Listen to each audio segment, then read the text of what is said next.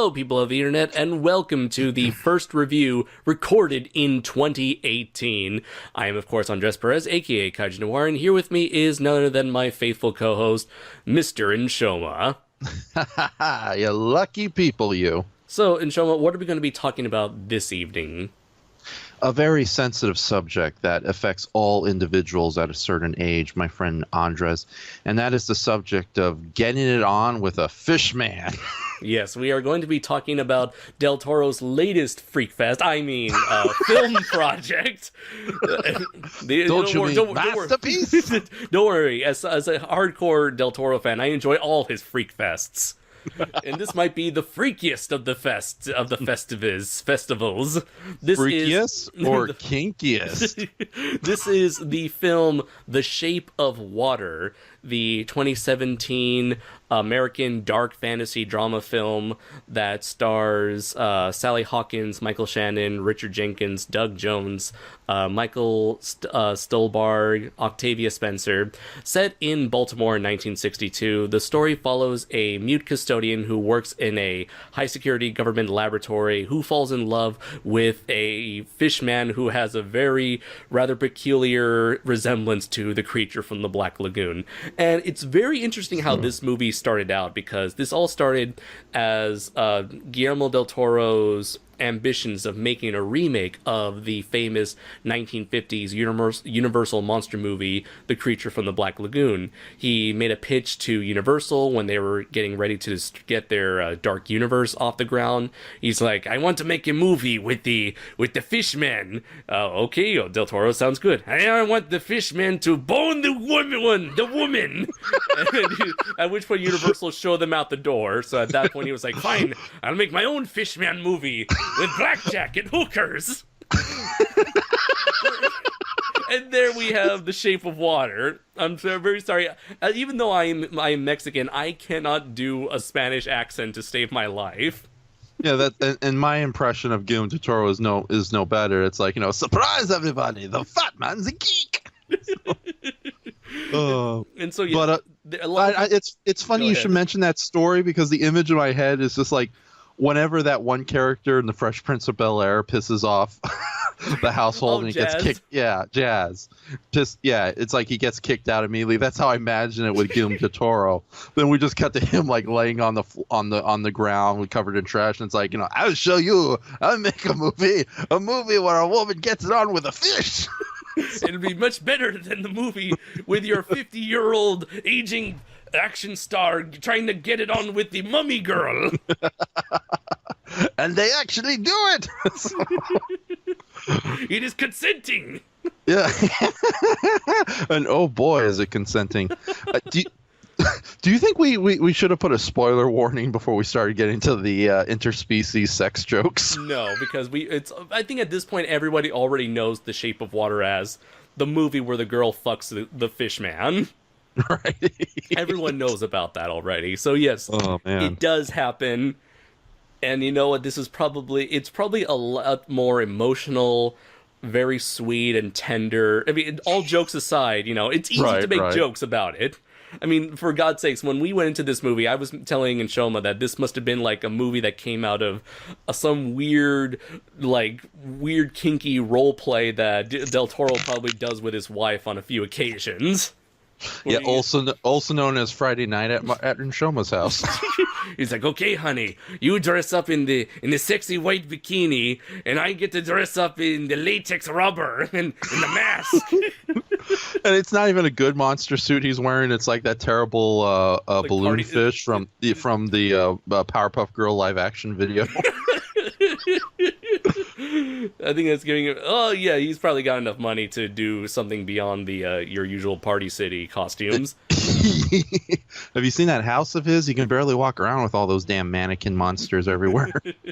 He's like, imagine he has a couple of them in his bed, and he specifically has them there. Listen, honey, I want these things to look at us while we do it. I'll show Universal. That's why I put the Frankenstein over in that corner. I put the mummy over in the other corner. And Boris Karloff mummy is like, this is not right. What am I looking at here? No. I would move if I wasn't an inanimate Oh object. no, no, they're doing the monster mash. And it's not a graveyard smash like I thought it was.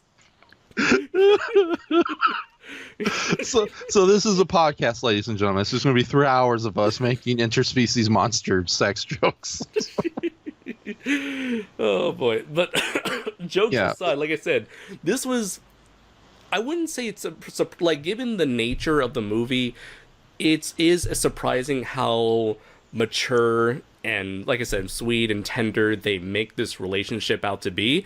But on the other hand, I shouldn't really be so surprised, given that this is Guillermo del Toro, who is a very talented and very imaginative filmmaker. This is the guy who got his start. I think he got his start right off the bat with Pan's Labyrinth, which people were surprised by because it was kind of one of the very few special effects fairy tale movies that were aimed at an adult audience. And Now, just to correct you though, you mean his very first movie? Because he's been making movies for a long time. I mean, like, that was the movie that I meant to say, that's the movie that got him on the map. Oh, okay, yeah. Because before then, he was either directing other people's works or his own original films kind of went under the radar, like a really fantastic offbeat vampire film, Kronos, that he made back in '93. So. But what I meant to say was, like, Pan's Labyrinth was sort of like what Pan's Labyrinth was to him was what, like, Pulp Fiction was for Quentin Tarantino. Oh, okay. That's the thing that got them a lot of mainstream attention, or at least a lot of attention from Hollywood themselves. Where that's the movie that got a lot of people's attention and saying, "Hey, this guy has some talent. Let's ask him to if he wants to make a Hellboy movie." And yeah, that's how I was introduced to Del Toro, was through his Hellboy movies, which were fantastic, I believe, in my opinion. And of course, he later made Pacific Rim, which is still to this day one of my favorite movies of all time.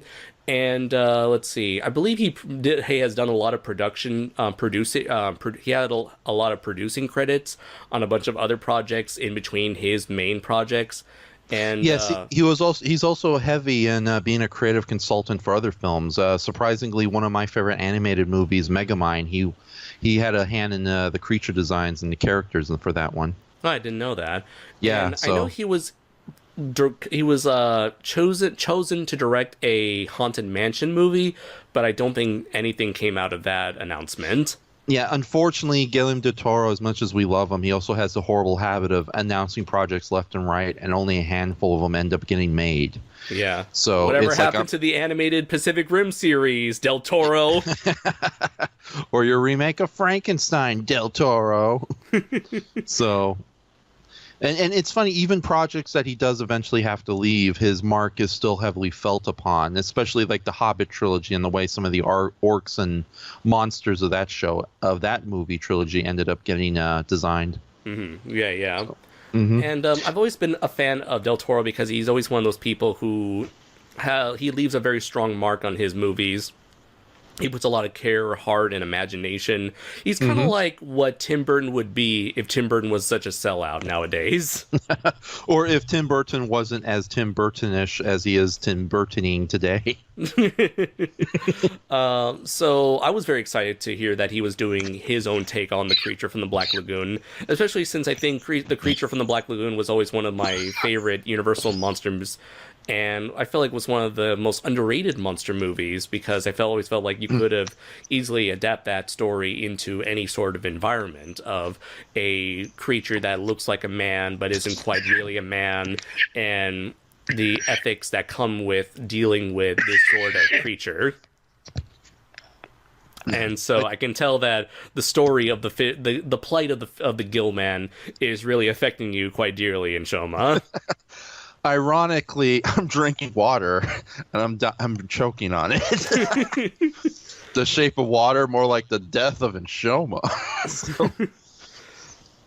So what was your reaction when you first learned that Del Toro was tackling this sort of movie? On one hand, I was kind of sad that he never got to do the actual proper Universal monster movie. Yeah. Because that really would like right up his alley, and I think would have gotten like a very strong product, maybe something superior to their attempt to remake The Wolfman with Del Toro. You mean? Oh yeah, that is Benicio del Toro. Yeah, Benicio del Toro, no relation to Guillermo del Toro. Guillermo? That's his Pokemon name. Gimiru. Yeah, so I choose me. I play the monster. And I will also get the girl monster. Yeah, so just elaborate. How's his name pronounced again? Because again, I almost choked on water here. So Guillermo. Guillermo. Okay, Guillermo. That's there the we go. best you can do without rolling the tongue. Right. By the way, we're using a new recording setup, ladies and gentlemen. So don't blame the technology, Enshohma. I always blame the technology. I'm old, damn it. I remember the good old days when we just had stone wheels and fire. Before you kids invented these automobiles. So anyways, we have this movie. It's the final product, and we were able to see this movie in person in LA while I was back in America for the holidays. And we were able to see this. The movie theater itself was quite nice. I believe that was the same one we went to when we saw Deadpool, I believe. Right before I left for Japan back in 2016. And let's see. I remember we had quite a decent amount of people in the theater, and everything went well, like theater-wise. I'm very surprised that we actually had a somewhat of a mature audience that didn't like say anything during any of the tender moments between Sally Hawkins' character and the Fishman.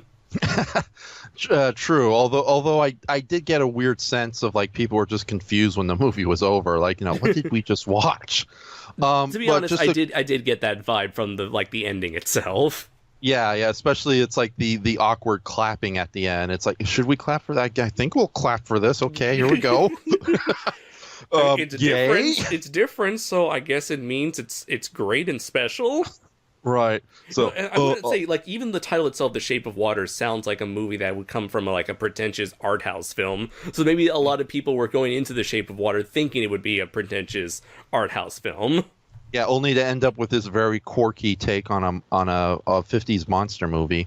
Right. And I do heavily mean the word quirky because because it's something that really transcends the boundaries of traditional storytelling. Like I mentioned at the beginning, it has hints of a romance, it has bits of fantasy, bits of fairy tale and sci-fi. It's a lot of these different ideas all mashed, different ideas from different genres, from famous and taking famous tropes from different styles of storytelling and kind of mashing them all together. One movie genre I've always enjoyed this sort of genre bending fantasy films. Army of Darkness. It's a horror comedy with medieval fantasy elements into it. Mm-hmm. Phantom of the Paradise. It's a rock musical comedy thriller supernatural thing going on. Mm-hmm. And of course almost every kaiju film is a genre bender.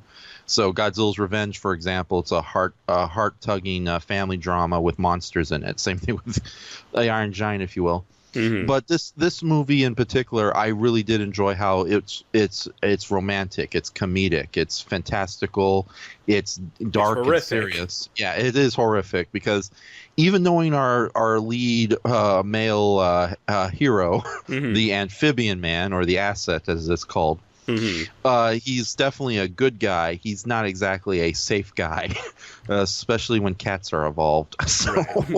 He's a dangerous man. That's the kind of man that women are into.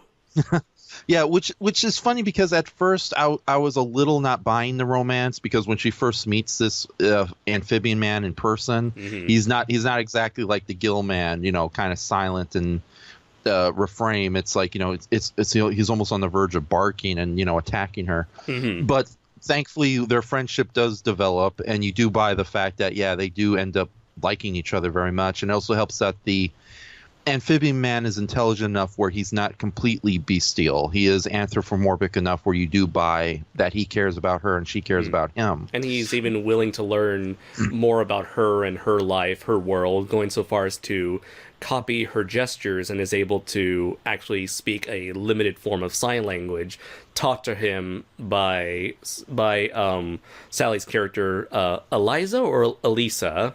The name of her character is Eliza Esposito. Okay. Yes. Eliza. Yes, a mute janitor at a secret research facility. Yeah. So Eliza was able to like actually teach him some form of communication of how would you say nonverbal communication. Yeah. And I think sign language. We'll just go with that. right, but it's saying like he's able to learn how to communicate with other people, saying that he's more than just an animal, which is like the Hmm. whole point of the movie. And I really like that. This was you couldn't have like a perfect if you're gonna go with an interspecies human monster.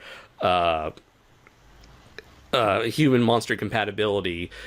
I feel like it was a very smart choice, genius choice actually, to have a character who is a mute, a character who cannot interact with the world in a very traditional manner, much like the amphibian man himself. That's a very good point you bring up. So, with that says, I'm still surprised he went there, because it again we've seen interspecies romance before in fiction plenty of times.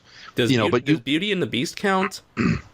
Kind of a little bit. He was transformed into a full-on monster man, but that was like pure friendship romance right there. They didn't exactly do it, and if they did, it was long after the fact when he returned to human. But they could have done it had he not turned to a human. Sure, you At just least keep in writing those. At least in Del Toro's mind. He probably Surprise, everyone! He does the Beast Man. He probably approached Disney. He's like, I want to do a remake of the Beauty and the Beast, except he's Okay, the that Beast sounds like forever. a good idea. What? What did you just say? He'll stay as a beast, and then they fuck.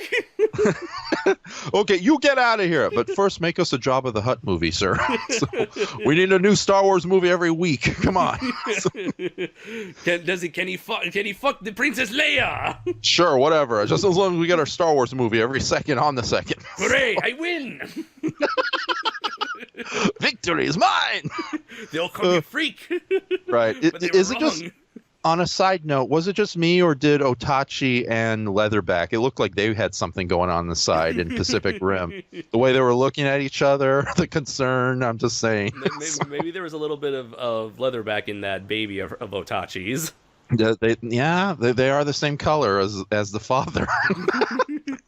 But no, I'm honestly surprised he did go there, because again, we've seen interspecies romance before, but usually the creature in question is so anthropomorphized or too human that it really doesn't matter. A perfect example is like Hellboy himself and Liz from the Hellboy movies. But they went there, and it's funny because it's not.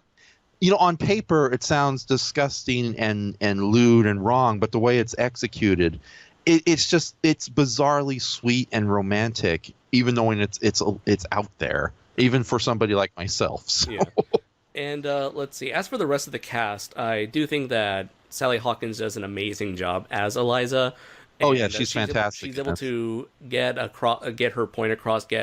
She's able to express so many emotions and conflicting thoughts and ideas in her head without uttering a single word. I mean, she uses everything from every single kind of gesture, and it kind of shows that she is able to transcend the how would you say it? Transcend the boundaries of The limitations. the limitations, yeah, the limitations of not being able to use verbal communication in order to speak so much more than perhaps your average individual, especially for her character who is in like the 1960s. Women do not have that high of a role in society. Especially when it comes to women of disabilities, and yet, despite the fact that nobody would really listen to her, a character in her figuratively would pay attention to a woman, a person of her standing, of her position, of her stature in society. She is able to not let that bother her, and she's able to speak her mind out when the time is right. Oh yeah, she, despite the fact that she is mute, she is a spunky little firecracker. Absolutely, Yeah, especially that great scene where she tells Michael Shannon off. Oh yeah. And one of my favorite attributes of this character is that despite being mute, I've noticed that she likes to surround herself with a lot of noise, where Mm-hmm. she listens to a lot of music, she listens to a lot of old Hollywood movies, she enjoys tap dancing, Mm-hmm. she surrounds herself with very talkative people, such as her sassy black best friend and even her gay best friend. Uh-huh. And Zelda and Giles, respectively. right, Zelda and Giles. And I like how even like Zelda and Giles are people who are also of minorities who are not or of certain demographics that are not treated well in the night back in the 1960s. So it's like all Mm-hmm. three of them have something that kind of unites them as kind of like outcasts of society. You know, you have the homosexual, you have the African American, you have the disabled mute woman. All three of them are able to get along with each other as kind of like outcasts and are able to find are perhaps like the most human out of our entire cast of characters. Yeah. Also, don't forget the fourth minority of scary sci-fi monsters. Scary sci-fi monster, and I guess you can even say like the we even have let's see, what was his character's name? Dr. Robert Hofstiller. Yes, we had the Dr. Robert or Dr. Hofstetler. Hofstetler. Yeah, I think that's his name. Dr. So Robert Hofstetler. So Dr. Hofstetler, he was the character who was in support of keeping the creature alive for further study, even Mm-hmm. though everyone around him wishes to kill the creature, and because they think that's the simplest and easiest way, especially with the Russians wanting to learn more about the creature. And it's later revealed that Dr. Hofstetler, he himself is a double agent working for the Russians. for the Russians. And so you could say in a way he is an immigrant. So that's kind of like another like demographic slash minority right there. That Well, is also... he also represents the intellectual, which sadly, even in this day, especially in this days and times, is still kind of looked down upon. I hate to say. Mhm. So especially those really uncomfortable scenes where he's trying to convince the two military men to keep the creature alive, and it doesn't work. Especially just how small-minded and stubborn the two military people in general are, and we'll Right. get to them in a moment. And as much as I like that scene, I couldn't help but snicker because that was a scene that was like ripped straight out of an episode of South Park. If you remember the episode Osimo, where it's like, we need to kill this robot before it gets out of hand, and the scientist is like, no, you can't kill the robot. What if he has a soul? What are you saying, Mister Scientist? So I was expecting one like Michael Shannon's character to go as like this is nonsense. What do you can't be serious, Mr. Scientist. Yeah. Well, it's funny you should mention that, because even knowing contrary to popular belief, a lot of 1950s films always had scientists in the leading role as the hero. Even if there was a mad scientist, there was always a good scientist to kind of balance it out. A perfect example would be like Tarantula from the 1950s. You know, you have the mad scientist who creates the creature, but you also have the doctor who, Finds the cure that can destroy the monster. Yeah, or is familiar enough with things. Oh, yeah, like the monolith monsters, for example. Our lead hero is a geologist, for crying out loud. And the Toho films are filled with heroic and not so heroic mad scientists alike, mad and otherwise.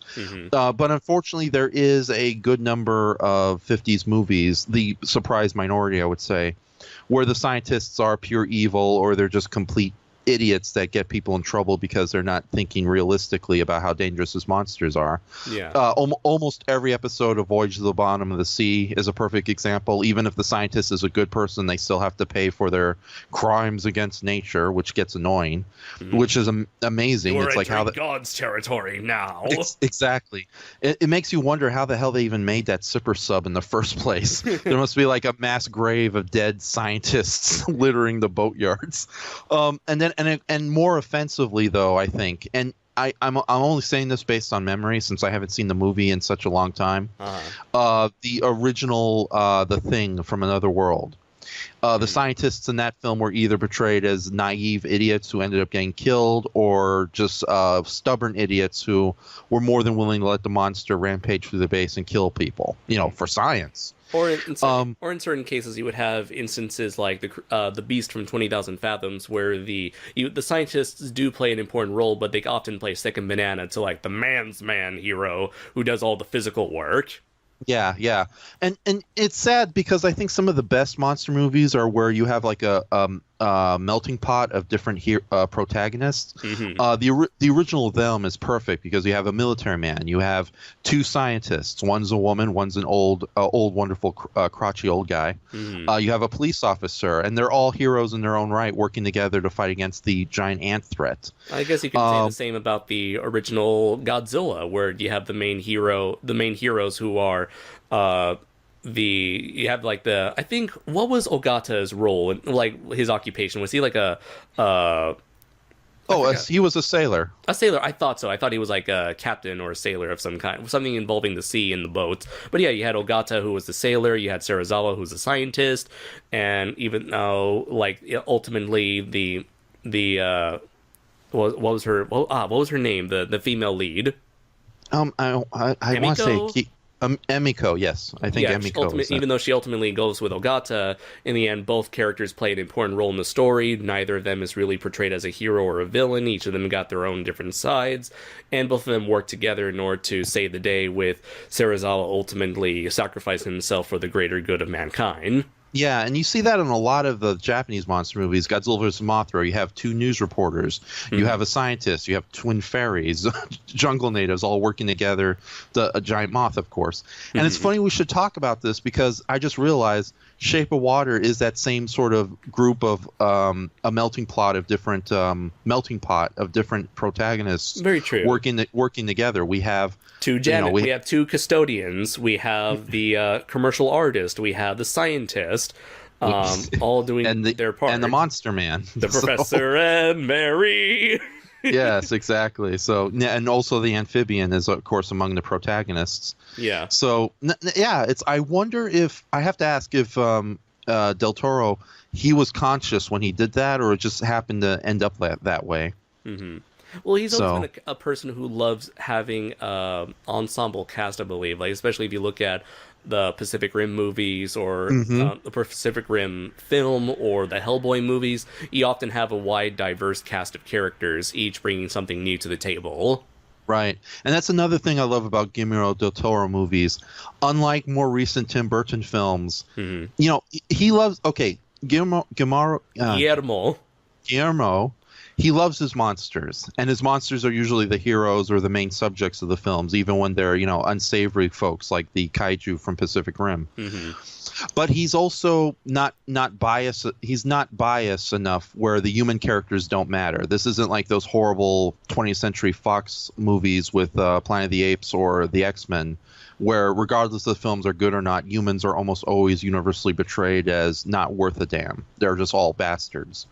And in a Guillermo del Toro movie, there's human heroes, there's monster heroes, and this is definitely one of the better examples of that. There's also, the two Hellboy movies were great, even though when they did Hmm. make the argument that humans might not, humans aren't all perfect or at best, Hmm.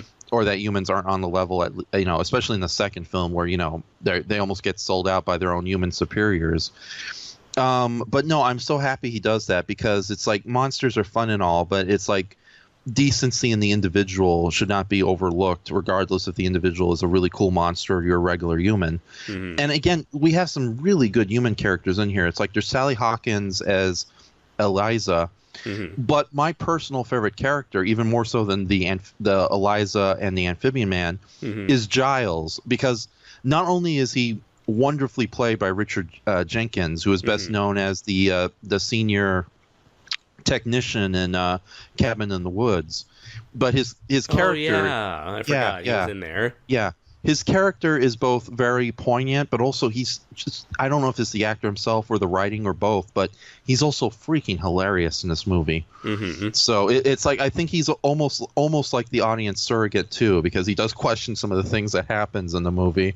So it's Hmm. like, no, especially it's like, no, we're not going to rescue the fishman one horrible day later. Let's rescue the fishman. And there was something going on where there was this subplot going on where he wanted to do something in person at the, like, he had a client and he was hired to make a poster for a particular product or a movie. I'm not sure what it was, and It he was for was Jello. Jello, okay, and Yes. he wanted to meet his clients in person, but his contractor kept telling him no. I'm not sure what was going on there. Did you? I was about to mention it is. I don't know. It may just be me reading the situation way too much. Being the creative wackaloon that I am, but I did get the feeling that maybe the guy he was working for, his contractor, they may have had a past fling in the past, but obviously one regretted it and completely abandoned or sold out the other in order to save his own ass, which unfortunately did happen quite a bit in the old days. The McCarthy trials is a perfect example of that, and Giles is very reminiscent of the many unfortunate individuals who ended up on the blacklist and their destroyed and strained relationships after the fact, working and personal. But yeah, it's not exactly outright said, but it is hinted that maybe they knew each other on a more intimate level. But obviously, I kind of thought about that a little bit. Yeah, but one went back into the closet and definitely boarded up so Giles could not go back in with him. And that was I think that was a big thing about their conflict, in addition to just being screwed over at work, probably because Giles is gay or homosexual, I should say. And again, that just ties into that really sad sequence where he has a bad day, returns to Eliza, and it's like, yeah, let's do this. I don't care anymore. He's like, fuck it. Yeah. Fuck the world. Fuck this job. Let's rescue the monsters. So you can fuck it. Yeah. But no, he really is, I think, the best character. He just has so many funny scenes, and especially, is it okay going to spoilers at this point? So at this point, yeah. Okay. Before we do, though, we definitely recommend this movie. Go see it. Actually, before we go into spoilers, let's talk about Michael Shannon, since he was the main villain. Yes, it's okay. We're talking about how in the 1950s, this is the 1960s, which carried on, and in most monster movies, you have the dashing hero, and he's usually the strong man, the man's man, manly man, and he's the guy who comes in guns a-blazing, is let's get this job done. And I feel Michael Shannon's character, Colonel Richard Strickland. By the way, Richard Strickland. Strickland always comes across as one of the most bad guy names ever. Just get some you need some generic evil military or business tycoon, oil slick man, salesman. He's just call him Strickland, and that's how you got yourself a villain right there. But anyways, or the unlikable college dean. So. Yeah. Dean Strickland. Let's see. So he is kind of the embodiment. He wishes to be the embodiment of that man's man person who is on top of everything. He has his shit together. He's got the wife, the car, the job, the high rank. And for whatever reason, he wants more. He loves to have that sense of dominance, and it's kind of you mentioned before, he was a victim of that sort of American mentality where it's if you are not the top dog, then you are not worth a damn. Yeah, his character, I don't want to say he's at all sympathetic. No, he's not at all. Yeah, he's definitely scary and everything. But he's General Zod, for God's sakes. Yeah. I will find him. I'll find that fish man. I'll find him. Okay. I like Michael Shannon, but I hope one day he plays a good guy. That would be so cool. But anyways, his character Richard Strickland, he's not at all sympathetic. He is pretty much a creep and a scary one at that. But we are also empathetic to him in the sense that we know where he's coming from.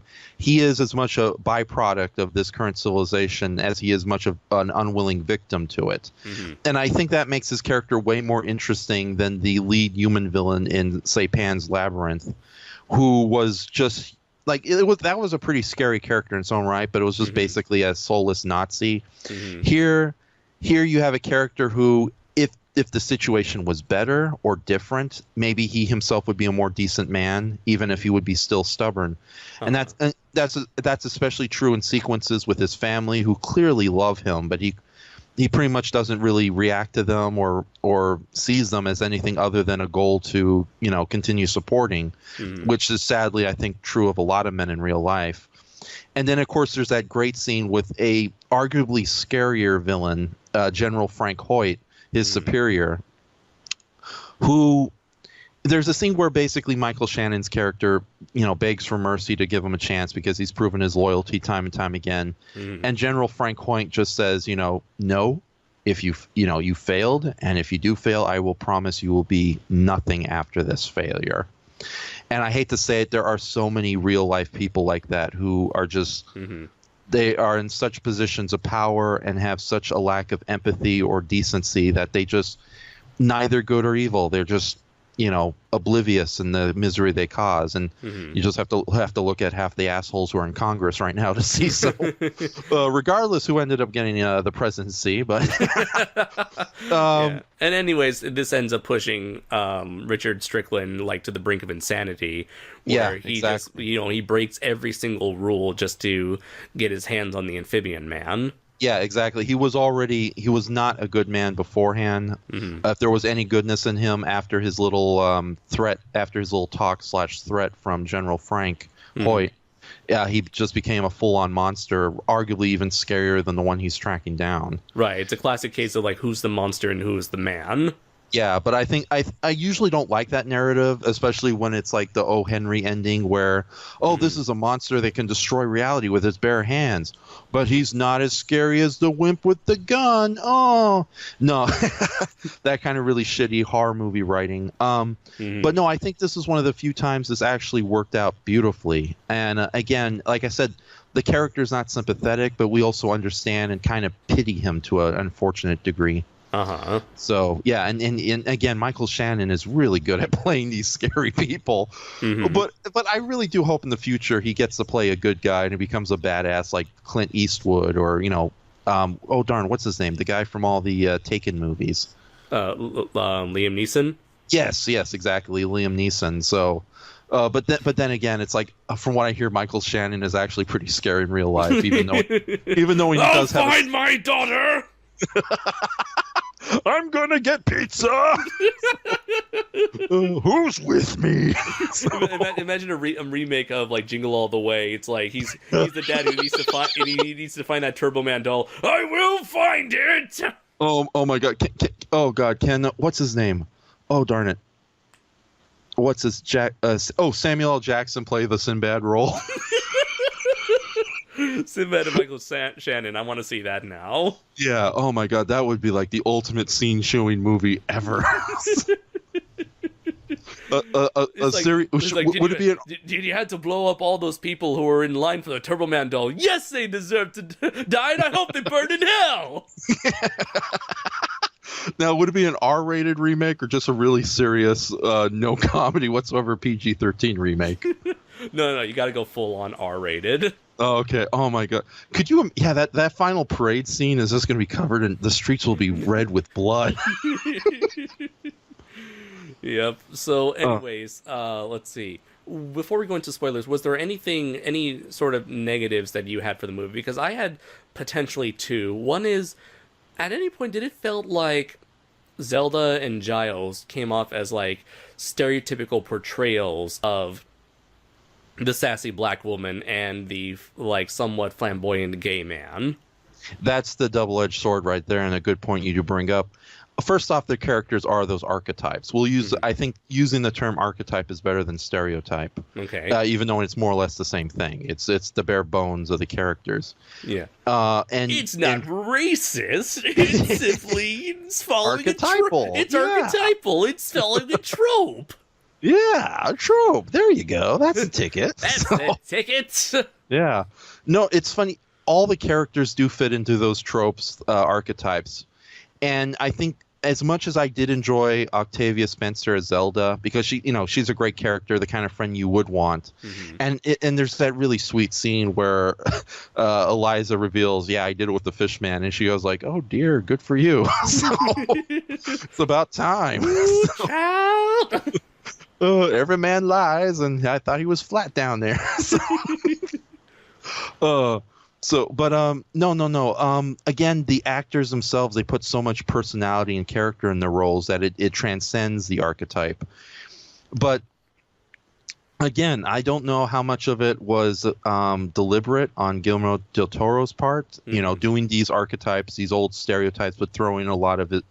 Because he has a good way of when he's doing other people's works, and I don't know how much of this is his project and how much of it is like a co-production, co-work with others.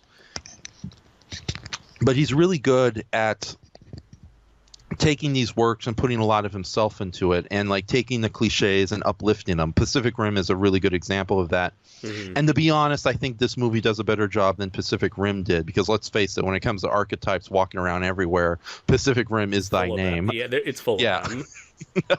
Yeah, here comes the Russians. Here comes the Asian triplets. Oh my God, they're playing basketball, and they're in unison. Right, and here comes the monsters. We'll get you, So, here's the doggy. Arf, arf. Yeah. Oh, the Australians. Crikey. Riley, you hear that?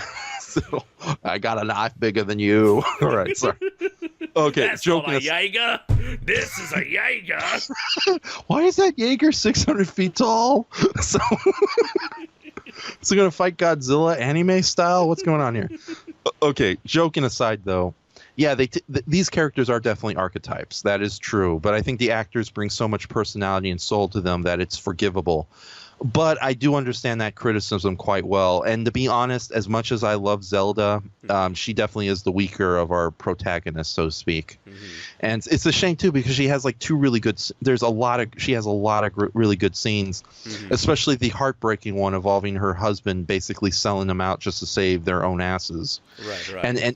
And that scene's even more disturbing when you consider what Michael Shannon does before he leaves. He shakes the man's hand for selling them out. It's like... Yeah, that's a pretty poignant scene about just how shitty men can be. Not like us, because we're perfect. Yes, we're absolutely perfect. Hey, Andres, you want to sign my picture of a sexy monster girl with boobies? Go fuck yourself, Enshohma. You say that to everybody. Not as much as you. Oh.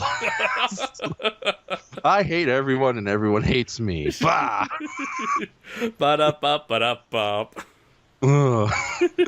So does anybody even listen to these podcasts to hear how insane we are?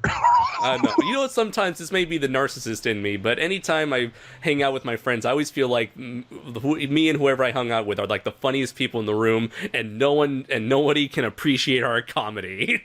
Indeed. Screw the two-legged hairless monkey creatures. I'm superior to them all. So anyways, and the other criticism I may have for the movie is that I do get a lot of some people's complaints where it feels like this movie might be a bit too simplistic, where a lot of it feels very black and white. But at the end, it doesn't really bother me as much with the simplistic approach to the characters, because at the end of the day, this kind of was going for that similar, like, Pan's Labyrinth, dark fairy tale sort of direction. And so I think the movie does succeed at having very basic characters, but at least having great actors trying to flesh them out through their own talents. I'm glad you mentioned that, because one thing I want to say in the film's defense is, even though in the overall foundation is simple, the execution and what's built on top of it is just exquisite. Yeah, I will say that it's like probably like the same sort of mentality that Kong Skull Island was going for. Again, like simple premise, but more fleshed out execution through the actors themselves. But I feel like The Shape of Water does it so much better. Oh, absolutely. I totally agree in that regards. And the direction, oh my goodness. Like, again, Guillermo del Toro does succeed where Tim Burton has unfortunately failed in recent years. And I like Tim Burton. I grew up with Tim Burton. Many of my favorite movies are still his classic films, Nightmare Before Christmas, Batman, Pee-wee's Big Adventures. Yeah, especially Pee-wee's Big Adventure. Ed Wood. Yeah. Oh, Ed Wood. That was like his last great movie before it kind of went. You know what? People always give shit on Tim Burton nowadays, modern day Tim Burton. But nobody ever gives him credit for both Frankenweenie and Big Eyes. Yeah, I've yet to see Big Eyes. Frankenweenie. Everybody skips over them. Why? Yeah, everybody thinks that his last movie from the last 10 years was Alice in Wonderland. Oh, yeah, no, he's done a lot more than that. So, when you get Tim Burton in just the right phase, he does some good work. And I should check out Big Eyes since you recommend it now. Yeah. And as for Frankenweenie, you were about to say? I did not. I think I preferred the short over the animated remake, but that's a whole different discussion in my own right. All right. But no. The thing with Guillermo del Toro is I was honestly surprised just how beautiful the direction and execution of scenes were. Because whereas Tim Burton, there's going to be like black and white stripes eventually throughout a lot of scenes, and colors offsetting a dark background. Here, we have Guillermo del Toro, who has a habit of having one scene lit in a single color with shades of different coloring within. A perfect example is the second Hellboy movie. Hellboy himself. Yeah, Hellboy himself is bright red, but his background is either a dark blue underground labyrinth or a lot of gold and copper colors. Here, though, in this movie, oh my goodness, Guillermo del Toro plays with color left and right. Some scenes look exactly like how you'd expect a Guillermo del Toro movie to look like. Other times he goes full on and does something that looks like the original Hairspray, like bright, beautiful colors everywhere. Yeah. Sometimes it's a mix of both, like those great daytime scenes where Eliza and Giles are going to the pie shop. And then there's scenes that are just so artistically well done. It's like, oh my God, did Terry Gilliam like sneak in and directed a scene or two? Like that great scene where Dr. Hofstetler meets with his superiors in the restaurant and they eat in the back kitchen. It's like, holy crap, Guillermo del Toro, I want you to direct every genre imaginable with or without monsters and see what you can do. Yeah. Oh, okay, let's be honest. I would like to see him do a screwball comedy with monsters in it. Yes, I would love that. Yeah. He should do a modern day Abbott and Costello movie. Oh my goodness, that would be great. And it has to be a period piece. The humor would work a heck of a lot better too, I think. Right. But no. He like I said, the foundation of this movie is simple, but the execution from both the actors, the directing, the cinematography, the set design, the creature effects, it's just superb. And if you're a true artist, you can go into this room and into this movie and just enjoy the details along with just the strong product itself. Oh yeah. But I totally understand what you mean. It on the surface and on paper it seems ridiculously simple, but it's just so well done that you can't hate it. And I think this is definitely a new favorite of mine as far as rewatchable classics go. And so now, go ahead. One last thing I did want to bring up. As far as negatives, you do bring up the exact points that I was afraid of. But again, like it's executed so well, you can ignore it. But I do have one negative. Do you think the movie's a little too alienating for mainstream audiences? Fuck mainstream audiences. Excellent. There we go. Okay, because again, it's like at the end of the theater, I had a really good time, but then you had that awkward clapping from the audience. Yeah. And it's funny too because everyone's complaining about, oh my God, it's the movie where the fish man makes love to the woman, and knowing me, unfortunately, as you unfortunately do know me. I've seen worse, so yeah. I'm sure you've drawn worse. Yeah. Oh God. Like me and Brayton Connor, we've been joking about the relationship between Eliza and the Amphibian Man is like G-rated PG sweetness compared to like the weird monster rape crap that was going on in a Roger Corman movie. Ooh. So, oh yeah, like from the late 70s all the way through the 80s. I love Roger Corman, but he had a really messed up fascination with monster rape going on, and wasn't pleasant either. So there was no consensual happiness after or before the fact. So, but no, that's my only criticism for the movie. Like you have to have a bit of a. Well, I did want to ask you though. I thought the movie was surprisingly funny. It's like, did you find that at all true, or was that just me and my twisted sensibilities? I think it was funny, mostly in the dialogue, but I was surprised by how graphic the movie got when it's violence. Oh yeah, that one poor cat. So the cat, the fingers twice to the same fingers. Oh yeah. There are some pretty uncomfortable and nasty scenes going on. Yeah. But at the same time, I think we've seen far worse from Guillermo del Toro movies. I don't know. Like as horrible as the fingers are, the horrific murder of the fairies from Pan's Labyrinth still gets to me. Yeah, that's what was that name? The Pale Man. Yeah, the Pale Man, and the fact that we know these fairies are nice creatures and they just end up horribly killed in such a way is a little too cruel. Here, though, I think the violence is a lot less. let's face it, the movie's rated R for other reasons. Right, right.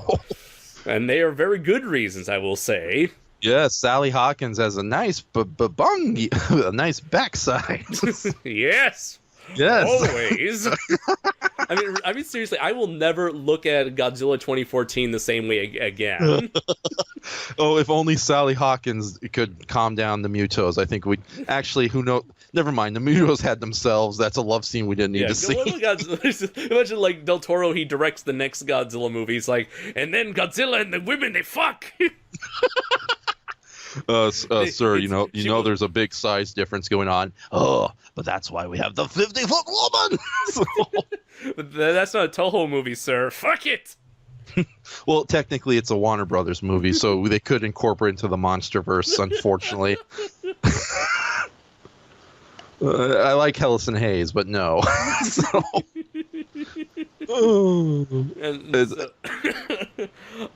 But anyways, with the other thing criticism I had was there were portions of the script that I thought could have been cleaned up, where especially when it came to Eliza's interactions with the Fishman himself, where apparently, even though this is like a super secret asset, government asset that's supposedly locked away, apparently any custodian can just walk in there and see the creature for him or herself.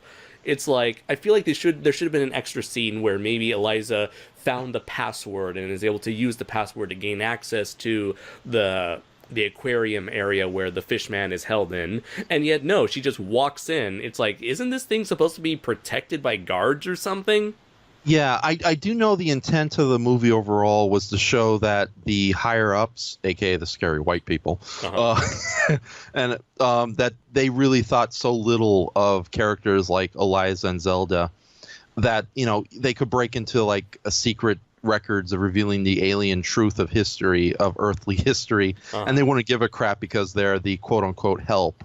But you are right. It is a little silly how she can go in there with ease and have a lot of free time to play records and you know, eat eggs with her new amphibian boyfriend, her also, sexy Latin sea monster lover. And given how dangerous this Fishman is, you think they would have kept him in like that aquarium bubble the whole time instead of giving him like the chance to poke out of that little pool anytime he wants. Oh yeah. Just a quick side. I hate to bring this up so late in the game after we mention it, but what did, as a fellow Monster fan, what did you think of our lead male protagonist, so to speak? I thought that he was a really nice design. I mean, he's clearly got like so many elements of the creature from the Black Lagoon. He's got like the armored torso and stomach area. He's got like the gills. He's got the fins. He's the texture of the suit looks amazing. The eyes, the face look great. I'm not sure how much of it was CGI, but I think it was like the right amount of CGI and suit acting. Oh yeah, I love it when you take different special effects methods and merge them together in a singular soup type style. And this was a great mix between makeup effects, full creature suit, and CGI highlighting various elements on it. Yeah. Blah blah blah. But let's see. Anything else? Not sure. So I'll let you take over, unless if there's anything else you want to cover before we wrap things up. No, the only, like, getting back to criticisms, the only thing I can think of was, again, I love the movie. I had a lot of fun with it. I was enjoying it to the very end. But was it just me, or did it feel a little too long? No, it felt like it was actually, there was a portion where it felt like that was the ending, and that was when they were taking the fishman out of the aquarium, or outside of the laboratory. But then it went on for another like good hour, half an hour or so. But I really didn't mind it so much at that time. Okay, because I wasn't getting bored or anything, but I did have that weird feeling like, you know, it's still going? My goodness, how long is this movie? And to be honest, I did enjoy that bizarre home situation. Like, you know, Eliza and her two wacky friends, Giles and the Amphibian Man. Can a commercial artist and a Brazilian sea monster get along? How many cats will die before the end? Bum bum bum bum da da da da da da da da da da da da boom. Oh man! If you were of my generation, it'd be the the Odd Couples music. So, Let's uh, see. And then there's one more thing I could complain is that the ending felt a very. I won't spoil the ending, like the very, very last like couple minutes, but mhm. the way the movie resolves itself felt a bit too fairy tale like for Like my. a rushed happy ending, so to Yeah, it speak. felt like a it felt like a rushed attempt at a happy ending, Mm. and I wish that it could have been handled far better where it's like maybe it felt like it was too perfect of an ending that kind of comes out of nowhere, like they kind of hint at it a bit, but Right. in terms of what abilities the amphibian man has, but I feel like this was like a big stretch. Yeah, I was perfectly okay with the ending, Okay. but I do admit they didn't set it up well enough. It felt rushed, and even though when they do hint at the ending to come early in the movie, Uh-huh. it's such a brief bit of dialogue, and the symbolism is a little too vague at first.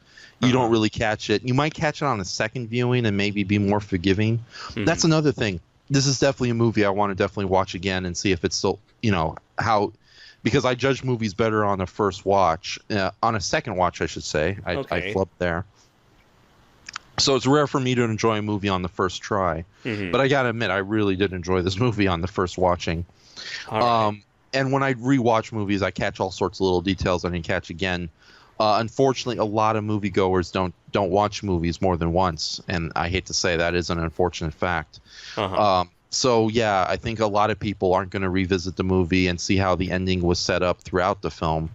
But you're right, it does again, it is a little too fairy tale-ish. Like throughout the majority of the movie, it was a good mix between realism and the fantastical, fairy tale and otherwise. And Uh-huh. then the ending, it just kind of like the bow that wrapped everything together was too golden, too shiny, and too big. So Uh-huh. surprise everybody, it's happy.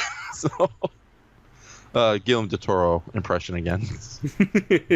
So And so, anyways, to wrap things up, what are your final thoughts for The Shape of Water?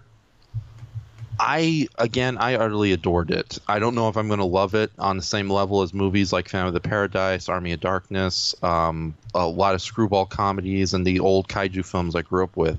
Uh-huh. So like, I'll have a better idea when I rewatch it. But on that first viewing, I just adored it. This was definitely a movie that talked to my sensibilities, good and bad alike. Hmm. uh, I should say good and twisted alike. So nothing.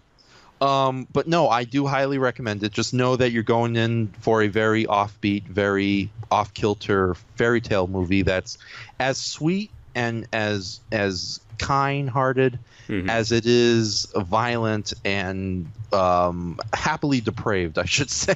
Hmm. So, should we say wholesomely depraved, if such a word exists? Let's not say we did. Okay.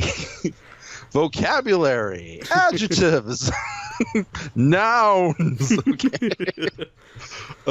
This was the greatest noun to have ever verbed in the history of nouns that have ever achieved a level of adjective nouns this world has ever seen.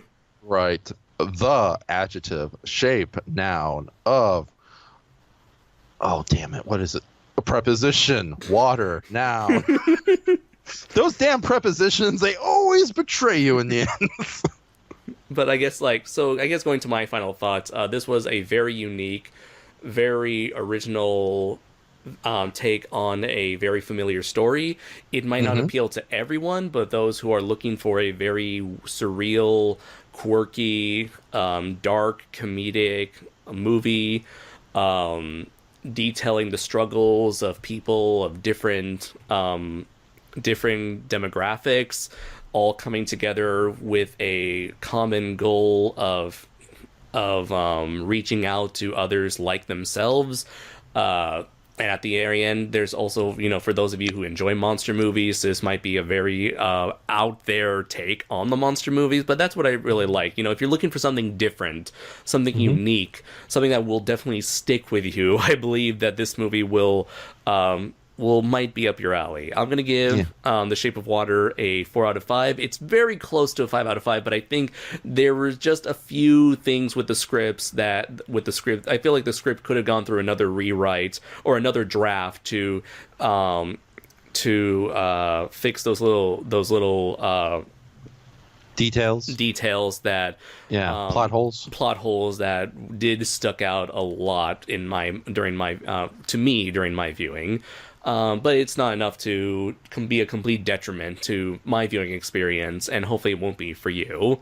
Be it the archetypes, the plot holes, the length of the movie, and other details that we went over during this review. Well, first off, I have an announcement that will surprise everybody who's familiar with my appearances on this show.